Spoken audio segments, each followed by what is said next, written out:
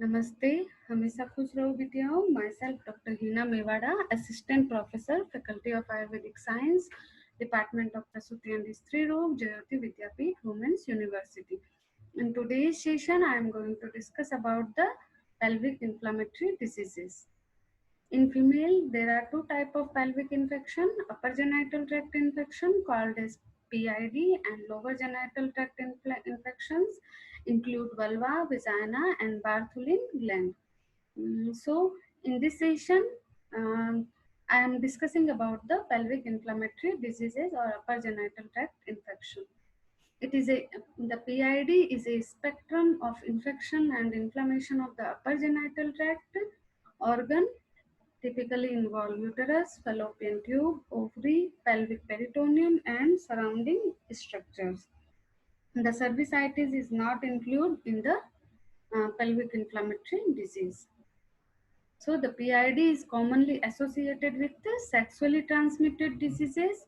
The incidence is on rise because of due to the rising STDs, and there are 1 to 2% incidence per year among sexually active women. About 85% infections of PID are spontaneous in the sexually active females of reproductive age, and remaining 15% are due to the iatrogenic causes during the DNC and HSG or during IUCD insertion and taken biopsy. This diagram shows that 85% PID are due to the STD and 15% are due to the iatrogenic causes. Now, what are the risk factors for PID? The menstruating teenagers are at risk. Women who have multiple sex partners, women with absence of contraceptive pill uses, women with previous history of acute PID, and women with IUD users are at risk for PID. The area of high prevalence of sexually transmitted diseases are also at high risk for PID. The acute PID is usually a polymicrobial infection. The primary organisms are sexually transmitted and limited approximately to Neisseria gonorrhoeae in 30% cases, Chlamydia trachomatis in 30%, and Mycoplasma hominis in 10% cases.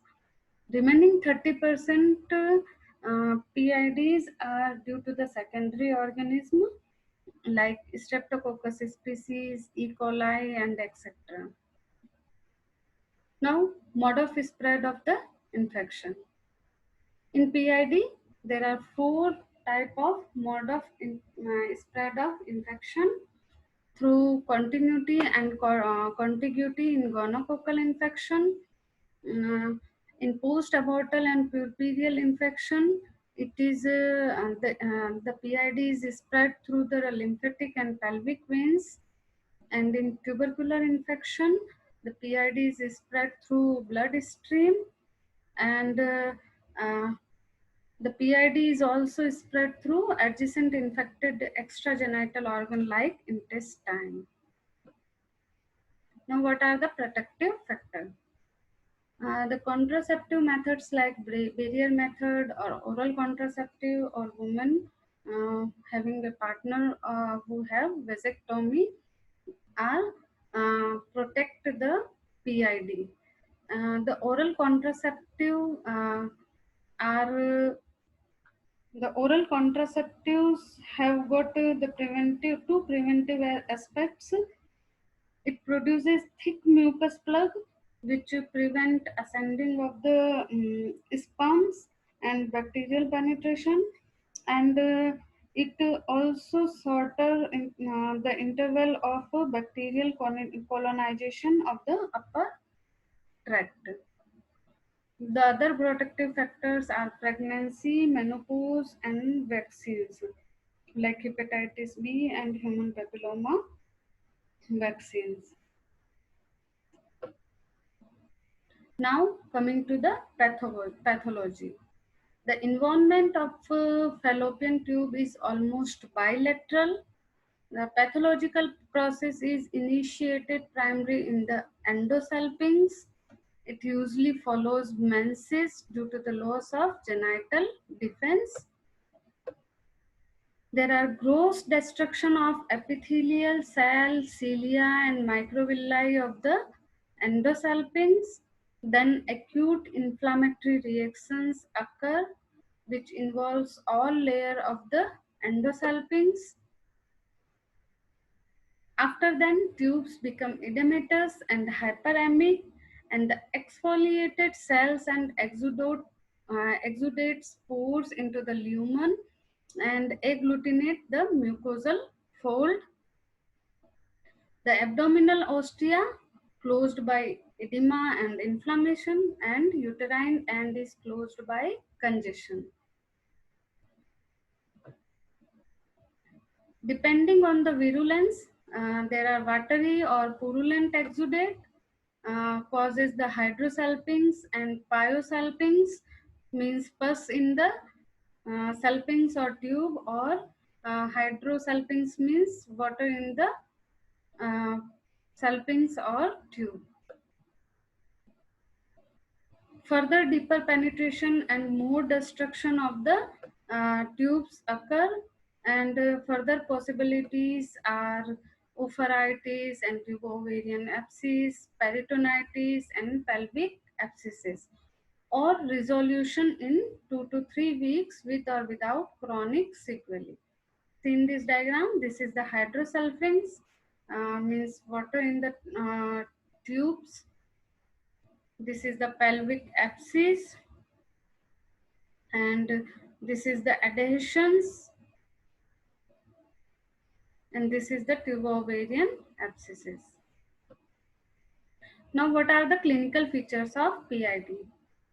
The fever, which is of more than 38 degrees centigrade, bilateral lower abdominal pain, which is dull in nature with radiation to leg, abnormal vaginal discharge, which is of purulent and or copious, backache and dyspareunia, abnormal and excessive vaginal bleeding, fever, lassitude and headache, nausea and vomiting. And during the bimanual examination, there is bilateral adnexal tenderness and cervical motion tenderness are present. Now, what are the clinical diagnostic criteria? The minimal criteria of diagnosis of PID is lower abdominal pain, adnexal tenderness, and cervical motion tenderness in bimanual examination. The additional criteria is oral temperature is more than 38.3 degrees centigrade. There are mucopurulent cervical or vaginal discharge, raised CRP or C-reactive protein, and or ESR means erythrocyte sedimentation rate, and laboratory findings of positive cervical infection of gonorrhea and chlamydia trachomatis. The definitive criteria are histopathological evidence of endometritis. Imaging shows thickened fluid-filled tubes with or without tubo-ovarian complex, and laparoscopic evidence of PID. The laparoscopy show gold standard diagnostic criteria for PID.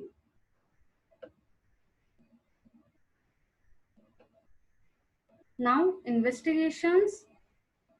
The investigations which is done in PID is complete blood count, ESR, CRP, urine analysis including culture, gonorrhea and chlamydia detection, gram stain culture and VDRL, test for TB, syphilis and HIV, pelvic ultrasound, rhabdocentesis and laparoscopy.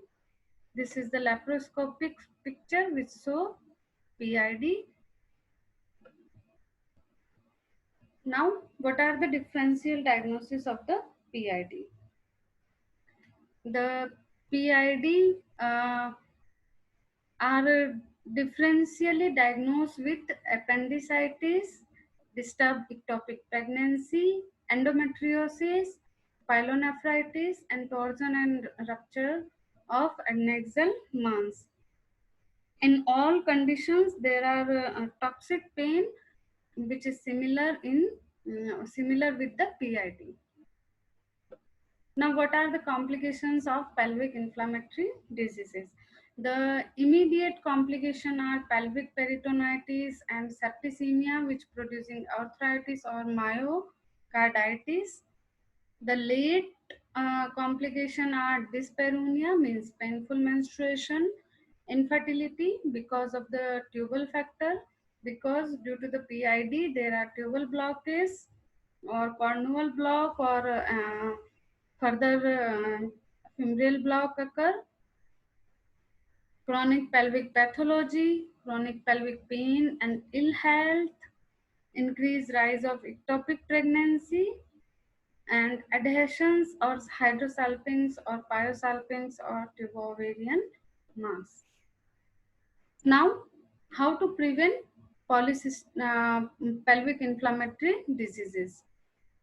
Community-based approach to increase public health awareness, prevention of STDs with the knowledge of healthy and safer sex, liberal use of contraceptive, and routine screening of high risk population uh, are preventive measures in the PID. Now, the treatment of PID. The principle of therapy is to control the infection energetically, to prevent infertility and late sequelae, and to prevent reinfection. There are two types of therapy: outpatient therapy and inpatient therapy.